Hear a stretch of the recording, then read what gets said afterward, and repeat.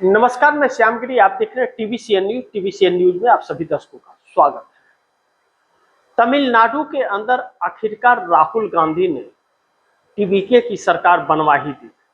India गठबंधन के अंदर एक दल और शामिल हो जाएगा, विजय थलापति के रूप में। नई पार्टी 108 सीटें लेकर के आई और राज्यपाल मोदी शाह के इशारे पर बहुत ही घुमाए।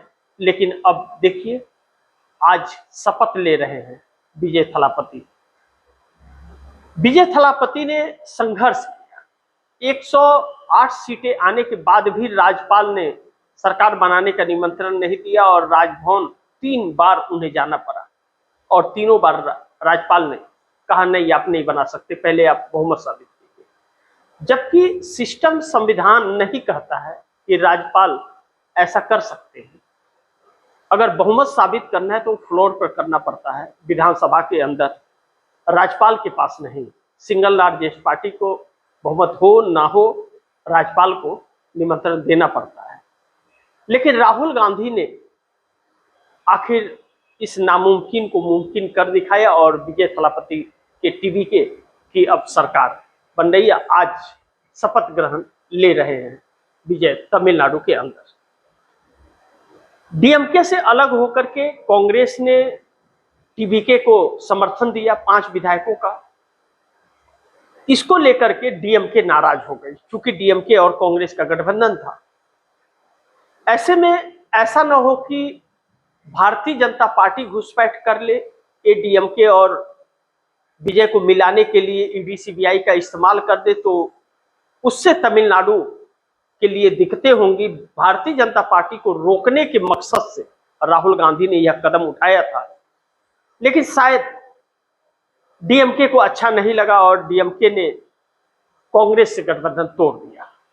कहा जा रहा है, चर्चा इस बात का है कि डीएमके स्टालिन के साथ में विधानसभा चुनाव के पहले से ही कुछ खरमंडल चल रहे थे। तो ऐसे में आज डीएमके ने ऐलान कर दिया कि हम कांग्रेस से गठबंधन तोड़ रहे हैं और उसके सांसद भी कांग्रेस के साथ नहीं बैठेंगे। स्पीकर ओम बिरला को लोकसभा में एक खत दे दिया गया कि हमारे सांसदों के लिए अलग सीट अलॉट किया जाए, हमें कांग्रेस के साथ हम नहीं बैठेंगे। अब सवाल यह है कि स्टालिन इंडिया गठबंधन के हिस्सा रहेंगे या फिर वह भारतीय जनता पार्टी के साथ जाएंगे। अगर भारतीय जनता पार्टी के साथ जाना होता तो चले जाते, लेकिन अगर जाते भी हैं, भारतीय जनता पार्टी जबकि कोशिश करेगी, अगर चले जाते हैं तो फिर स्टालिन के लिए तमिलनाडु की राजनीति बड़ी मुश्किल में पड़ जाएगी, क्योंकि डिलिमिटेशन बिल नरेंद्र मोदी सरकार पास करना चाहती है और उसमें स्टालिन की जरूरत है और उसी बिल का स्टालिन ने विरोध किया था।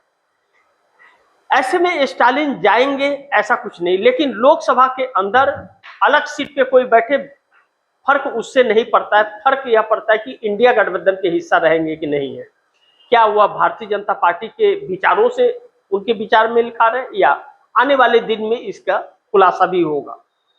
लेकिन कांग्रेस ने कहीं ना कहीं अब यह तो दिखा दिया है कि हम किसी क्षेत्रीय दल के दबाव में आकर के राजनीति नहीं करेंगे, पहले अपनी पार्टी का सोचेंगे, बाद में हम दोस्ती निभाएंगे।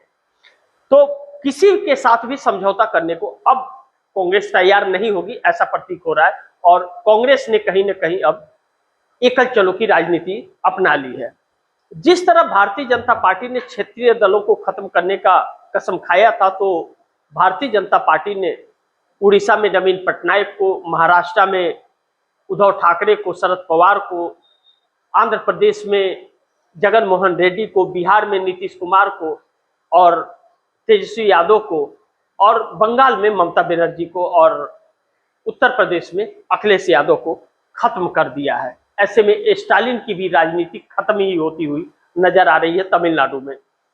ऐसे में कांग्रेस किसी के साथ भी समझौता करने को तैयार नहीं है। कांग्रेस अपने शर्तों पर करेगी, किसी के सामने झुकेगी नहीं।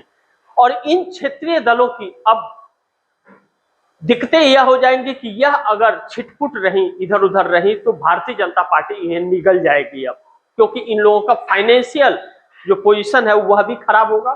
सत्ता न होने के कारण इनके पास में अब वह स्रोत भी नहीं बचेंगे उद्योगपतियों के जो इन लोगों को मदद करे।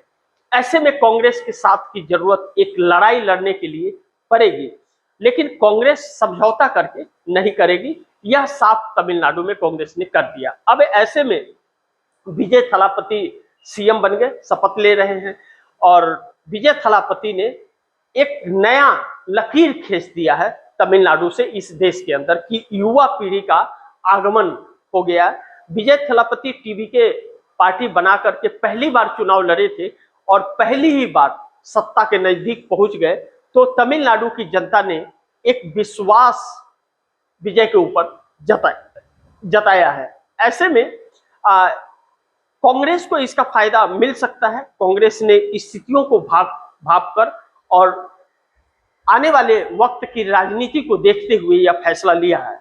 अब कांग्रेस सरकार में अगर तमिलनाडु में आ गई है तो कांग्रेस साउथ में कांग्रेस का बोलबाला होगा, क्योंकि तेलंगाना के अंदर, कर्नाटक के अंदर, केरल के अंदर और तमिलनाडु के अंदर कांग्रेस की सरकार अगर हो रही है तो भारतीय जनता पार्टी के लिए रास्ते कहीं ना कहीं बंद होंगे और आंध्र प्रदेश के लिए एक चुनौती बन जाएगी अब कांग्रेस।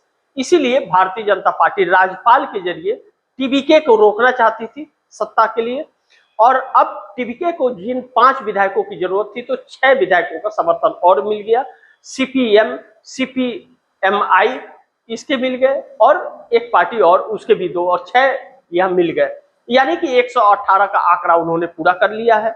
और अब एक नई सरकार बनेगी, नई है, चूंकि कोई एक्सपीरियंस नहीं है तो चुनौतियां भी बहुत बड़ी होंगी। जब राज्यपाल उन्हें सरकार बनाने के लिए इतनी बड़ी चुनौती दे सकते हैं तो आने वाले वक्त में विजय थलापति के लिए बहुत कांटों भरा रहा होगा, जो लगातार राज्यपाल के साथ आमना सामना होगा, क्योंकि जो भी बिल पास होगा राज्यपाल उसे पास नहीं करेगा, लटकाएगा। ऐसे में टकराव भी होगा, क्योंकि राज्यपाल को लेकर पहली बार किसी राज्य में विरोध प्रदर्शन हुआ और कांग्रेस ने किया सिर्फ इसलिए कि विजय थलापति को वह सरकार बनाने के लिए इजाजत नहीं दे रहे थे और बहुमत साबित करने का बात कर रहे थे। लेकिन अब भारतीय जनता पार्टी को 440 वाट का एक झटका तो जरूर लगा है। राहुल ने वह काम कर दिया जो नरेंद्र मोदी के लिए कांटों भरे राह अब हो जाएंगे, इस बात से इनकार नहीं कर सकते। बाकी आप दर्शकों की क्या राय है, क्या सुझाव है, कमेंट बॉक्स में जरूर दीजिएगा। इस खबर को ज्यादा से ज्यादा शेयर कीजिए, अपने दोस्तों को भी कहिएगा आगे शेयर करें, और आपने टीवीसीएन न्यूज को सब्सक्राइब नहीं किया, सब्सक्राइब कर लीजिए, अपने दोस्तों को भी कहिएगा टीवीसीएन न्यूज को सब्सक्राइब करें। मिलते हैं अगली खबर के साथ, तब तक के लिए नमस्कार।